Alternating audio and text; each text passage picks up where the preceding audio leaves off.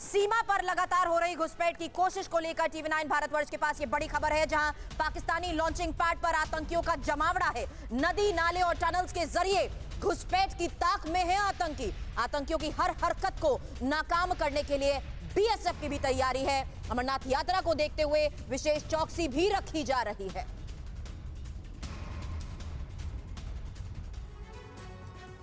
और आइए समझते हैं कि टीवी9 भारतवर्ष की एक्सक्लूसिव रिपोर्ट में क्या कुछ खास पता चला है, क्या बातें सामने आई हैं। तो आतंकी घुसपैठ का प्लान बी, लगभग 200 आतंकवादी सीमा पार अलग अलग लॉन्चिंग पैड पर मौजूद हैं। सीमा पर कड़ी चौकसी की वजह से घुसपैठ नहीं कर पा रहे हैं ये आतंकी। पिछले कुछ दिनों में पाक सेना की मदद से कई बार घुसने की कोशिश भी इन्होंने की। घुसपैठ की तमाम कोशिश नाकाम रहने के बाद आतंकियों ने नई रणनीति बनाई। अब आईएसआई की कोशिश पानी के रास्ते।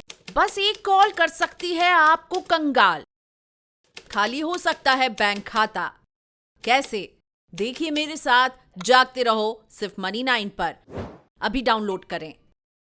आतंकियों को भारत भेजने की है। इसी वजह से सीमा पर पाकिस्तानी ड्रोन की एक्टिविटी भी ज्यादा बढ़ी है। यानी कोशिश पूरी है कि इन लॉन्चिंग पैड्स के जरिए इन आतंकियों को भारत के अंदर दाखिल कराया जाए। समीर, बिल्कुल सही बात है रवि, और ये इस वक्त ऐसे मौसम में बड़ी चुनौती है बीएसएफ के लिए कि कैसे इन घुसपैठियों पर लगाम लगाई जाए। और आप देखिए, हाल में ही तमाम कोशिशें पाकिस्तान की तरफ से हुई कि किसी तरह से आतंकियों को, घुसपैठियों को दाखिल कराया जा सके हिंदुस्तान में, लेकिन ये मुमकिन नहीं हो पा रहा है क्योंकि बीएसएफ के जवानों की जबरदस्त चौकसी ने आतंकियों के इरादे को नेस्तनाबूद कर दिया है। और यही वजह है कि आतंकी और पाकिस्तान में बैठे आतंक के आका अब अपनी स्ट्रैटेजी बदल रहे हैं।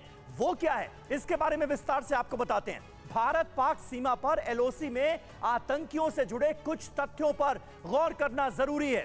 पीओके में आतंकी लॉन्चिंग पैड जो हैं वो किस तरह से ऑपरेट किए जा रहे हैं। ग्राउंड रिपोर्ट से क्या पता चला है? जिला है सियालकोट, लगभग 12 लॉन्चिंग पैड यहां पर मौजूद हैं।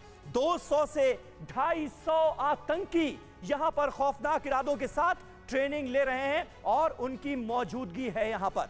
बौखलाहट क्यों है? क्योंकि कश्मीर घाटी में जबरदस्त सतर्कता बढ़ती जा रही है, सख्ती बढ़ा दी गई है और ये आतंकियों के लिए बहुत बुरी खबर है। वो अपने इरादों को अंजाम नहीं दे पा रहे हैं। दूसरी बड़ी वजह है बौखलाहट की, हथियारों की कमी। हथियारों की कमी का सामना करना पड़ रहा है आतंकियों को और इससे जुड़ी अलग अलग रिपोर्ट्स जो हैं वो क्या कह रही हैं, ये भी हम आपको तफसील से आज बताएंगे। लेकिन आज खास तौर पर हम जिक्र कर रहे हैं हमारे सहयोगी अंकित भट्ट की एक्सक्लूसिव रिपोर्ट का, और उसके जरिए क्या जानकारी सामने आई है। आतंकियों की नापाक साजिश को नाकाम करने के लिए बॉर्डर पर कैसी है हमारे जवानों की तैयारी। अखनूर सेक्टर से सबसे पहले आपको अंकित भट्ट की यह ताजा रिपोर्ट दिखाते हैं और उसके बाद करेंगे इस पर चर्चा की शुरुआत। ना सिर्फ फुट पेट्रोलिंग बल्कि देश की आन बान और शान बीएसएफ के जवान हमारी सीमाओं की सुरक्षा पानी में भी करते हैं और 24 घंटे अलर्ट रहते हैं। इस समय मैं मौजूद हूँ चिनाब रिवर में और यहाँ पर भी पाकिस्तान की सीमा जो है वो आती है और ऐसे में बीएसएफ के जवान किस तरीके से अलर्ट हैं, क्योंकि इस समय बरसात का भी मौसम है, पानी का जल स्तर लगातार बढ़ता जा रहा है, सुरक्षित है लगातार अंतर्राष्ट्रीय सीमा हो, लाइन ऑफ कंट्रोल। पाकिस्तान ये प्रयास कर रहा है कि ड्रोन के जरिए आतंकियों तक हथियार पहुंचाए जा सके। साहब, पानी का जल स्तर भी बढ़ता है, बरसात के मौसम में चुनौतियां आपके सामने ज़्यादा होती होगी, लेकिन ऐसे में हमारी सीमाएं कितना ज़्यादा सुरक्षित है, किस तरीके से आप ड्यूटी यहाँ पे निभाते हैं अपनी? हम लोग तो 24 घंटे नज़र रखते हैं और सतर्क रहते हैं। बरसात के मौसम में थोड़ा पेट्रोलिंग ज़्यादा बढ़ा देते हैं और देखते देखते मतलब कि सबको ऊपर नज़र रखे रहे। पानी के अंदर भी पेट्रोलिंग रहती है आपकी इसी तरीके से? जी सर। देशवासियों को ये आश्वासन देना चाहते हैं कि बीएसएफ के सभी जवान बॉर्डर पे 24 घंटा दिन और रात छाए रहते हैं। उनको किसी भी तरह की डरने की जरूरत नहीं है। काउंटर पार्ट के होने वाले हर गैर कानूनी गतिविधि चाहे वो घुसपैठ हो, चाहे किसी भी तरह का उसको चुनौतियों को सामना करने के लिए बीएसएफ हर समय 24 घंटे तैयार रहती है। ये तस्वीरों में आप देखिए कि जवान किस तरीके से अलर्ट है, काउंटर पार्ट पर पूरी तरीके से नजर रखी जाती है। सामने अगर आप इलाका देखें, ये पाकिस्तान का इलाका आता है। ये वही इलाका है जहां से लगातार पाकिस्तान ये कोशिश भी करता है कि किसी भी तरीके से नदी नाले से आतंकियों की घुसपैठ करवाई जा सके या फिर ड्रोन के जरिए आतंकियों तक हथियार जो है वो पहुंचाए जा सके। लेकिन इन्हीं जवानों की बदौलत हम और आप अपने घरों में सुरक्षित हैं। कैमरा पर्सन अनुदीप शर्मा के साथ अंकित भट्ट, TV9 भारतवर्ष के लिए।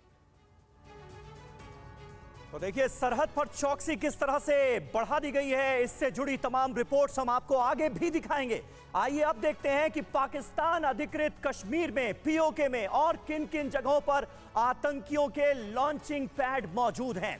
याद कीजिए सर्जिकल स्ट्राइक का वो दौर जब आतंकियों के लॉन्च पैड पर निशाना साधा गया था और आतंकियों को मौत के घाट उतारा गया था। लेकिन एक बार फिर पाकिस्तान ऑक्युपाइड कश्मीर में कुकुर मुत्ते की तरह ये लॉन्चिंग पैड फिर से नजर आ रहे हैं। कहां कहां पर, ये देखिए मराला, मनशेरा, मुजफ्फराबाद, कोटली, बाग, ये तमाम वो इलाके हैं जहां पर एक बार फिर आतंकियों के लॉन्च पैड सक्रिय हो गए हैं। और ये इस वक्त एक बड़ा चैलेंज है। पाकिस्तान के जो खौफनाक इरादे हैं वो एक बार फिर सामने आ रहे हैं।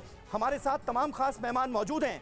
ओपी तिवारी जी, किस तरह से ये जो लॉन्चिंग पैड्स हैं ये एक बार फिर चुनौती बनते हुए नजर आ रहे हैं, और इस बार कहा जा रहा है पानी के रास्ते भी खतरा बड़ा है, ये चुनौती कितनी बड़ी?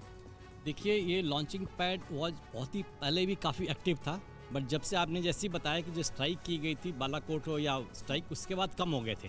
अब ये सब इकट्ठा होने शुरू हो गए हैं। अभी जनरल सिंह ने जैसे बताया था कि ये विंटर ऑनसेट के पहले जितनी इन्फिल्ट्रेशन हो उतनी ज़्यादा हो जाती है। अब इनको नए नए रास्ते तलाशने हैं और रिवर के थ्रू, मैं समझता हूँ रिवर के बेड के किनारे किनारे आ सकते हैं। रिवर के थ्रू आना मुश्किल है बिकॉज अपस्ट्रीम है, no downstream. Coming upstream is a difficult task. इसके रास्ते से आ सकते हैं जहाँ पर कि हमारे लेकिन इंडिकेशन हमें मिल गया है तो हमारे फौज will be more active on this area. अब इनको इन्फिल्ट्रेट करना इतना आसान नहीं है।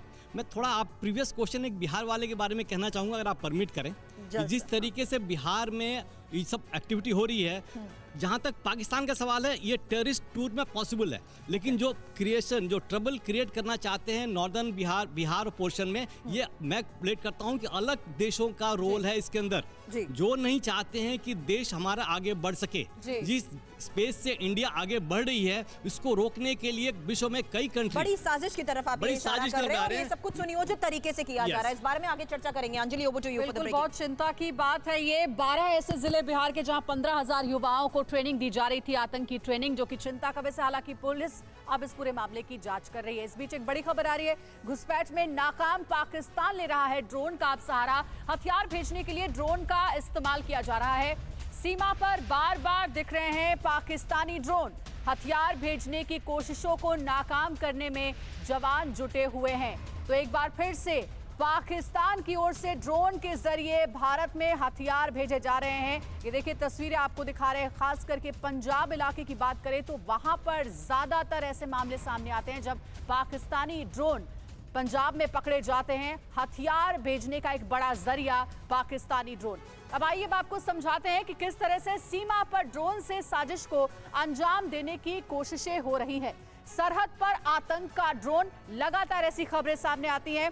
2 महीने से ड्रोन से हथियार भेजने की कोशिशें पाकिस्तान की ओर से एक बार फिर से तेज हो गई हैं। सुरक्षा बलों ने 2 बार ड्रोन को मार गिराया। गिराए गए ड्रोन से स्टिकी बम भी बरामद हुए हैं। ड्रोन से दूसरे हथियार भी बरामद हुए हैं। मेंढर सेक्टर में एक बार फिर से ड्रोन देखा गया है और कठुआ और सांबा में 8 बार ड्रोन देखा गया है। निनाद सर, ये कोई पहली बार नहीं है जब पाकिस्तान की ओर से ऐसी साजिशें बेनकाब होती है जिसमें ड्रोन के जरिए भारत में हथियार भेजे जाते हैं। पंजाब राज्य का मैंने जिक्र किया, अब जम्मू कश्मीर के भी अलग अलग जगहों पर 2 महीने में हमने देखा है कई पाकिस्तानी ड्रोन देखने को मिले हथियार भेजने की फिराक में।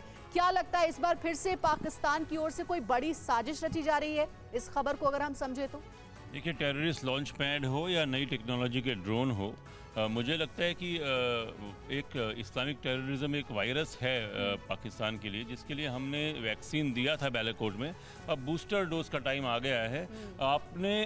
हम हमेशा जब भी यहाँ पे आते हैं तो ऐसा लगता है कि सिर्फ पाकिस्तान ही कुछ कर रहा है। ये बात आपने सही कही कि हमको 2 डोज वैक्सीन की 2 डोज मिल चुकी है, एक एयर स्ट्राइक, एक सर्जिकल। अब बूस्टर का टाइम आ गया। देखिए, किसी भी स्ट्रेटेजी पे आप बैक फुट पे नहीं रह सकते, आपको फ्रंट फुट पे रहना पड़ता है। एक आज़ादी की लड़ाई बलूचिस्तान में चल रही है, वहाँ पे लोगों की मांग है जिसको भारत को सपोर्ट करना चाहिए, चाहे कोवर्टली करे या ओवरटली करे। इसकी एक वजह ये भी है, नहीं डालेंगे, इसकी एक ऑफेंसिव प्रेशर नहीं डालेंगे, तब तक ये होता रहेगा। आपको लगता है इसकी एक वजह ये भी है कि घुसपैठ की सारी कोशिशें नाकाम कर दी गई है, भारतीय सेना अलर्ट है, अब आतंकी पाकिस्तान पार से भारत बॉर्डर में घुस नहीं रहे हैं, अब एकमात्र जरिया ड्रोन के हवाले से बच गया है कि ड्रोन के जरिए हथियार भेजो और वहां पर ब्रेन वॉश करो युवाओं के जरिए हथियार भेजना इतना आसान नहीं होता, क्योंकि एक तो टोपोग्राफी ऐसी है, कश्मीर एक प्लेन नहीं है। वहाँ आपने अभी सुपर विजुअल्स दिखाए थे अखनूर के, कितना वाटर है, कितनी बड़े पहाड़ हैं पीर पंजाल के, इतना आसान ड्रोन नहीं होता।